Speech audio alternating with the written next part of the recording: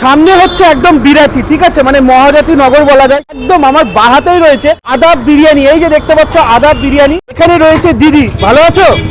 যাই হোক, আজকে দিদির কাছ থেকে তো অনেক কথা শুনবো, অনেক কিছু জানবো, কিন্তু এটা দেখে তোমাদের অনেকেই অবাক হচ্ছে যে কি ব্যাপার, দিদি বিরিয়ানি বানাচ্ছে কি করে। দিদি অরিজিনালি একজন প্রফেশনাল শেফ এবং বিরিয়ানি কারিগরও বলা যায় বা বিরিয়ানি রাঁধুনি বলা যায়। এই মুহূর্তে দিদির সাথে তো অনেক কথা বলবো। আমি ভাই পাগল হয়ে গেছি আজকে। আমি প্রায় 3-4 বছর এই প্রফেশনে আছি, আমার দেখা ফার্স্ট টাইম কোনো মহিলা দ্বারা পরিচালিত কোনো বিরিয়ানির আউটলেট বা বিরিয়ানির জয়েন্ট বা বিরিয়ানির দোকান, সেখানে দিদির পুরো রেসিপি অনুযায়ী কিন্তু এখানে বিরিয়ানি তৈরি করা হয়। দিদির নামটা ফার্স্ট আমরা জেনে নেবো। আমার নাম সোনালী সমুদ্র। আচ্ছা সোনালী দি, তো মোটামুটি তোমার প্রথম থেকেই মানে তোমার রেসিপি টোটালটাই এখানে চলে।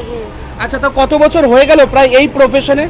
এই প্রফেশনে আমার বেশি দিন হয়নি, আচ্ছা, তাও 2-3 বছর হয়েছে। 2-3 বছর হয়েছে। অনেকটা জার্নি আছেই লাইফে। স্ট্রাগল ছাড়া তো মানুষ বড় কোনোদিনই হতে পারে না। আমাদের অনেকই স্ট্রাগল গেছে, এমন গেছে দোকানে গিয়ে গিয়ে মানে বিরিয়ানি দিয়ে এসছি, মানে বাড়িতে গিয়ে গিয়ে বিরিয়ানি দিয়ে এসছি। শেফের পয়সাটা খেয়ে দেবে, খেয়ে দেখো না আজকে। এটা আমি একটা বড় একটা ব্র্যান্ডে নিয়ে যেতে চাই। হোটেল ম্যানেজমেন্টের কোর্স করেছি, কিন্তু বাট আমি অন্য জায়গায় কোনো জবের মধ্যে ইন্টারেস্টেড না। আমি নিজে একটা খুব কিছু করতে চাই, সেজন্য আমি এখানটায় ইনভলভ হয়েছি, ইভেন এখানে ইনভেস্টমেন্ট করেছি।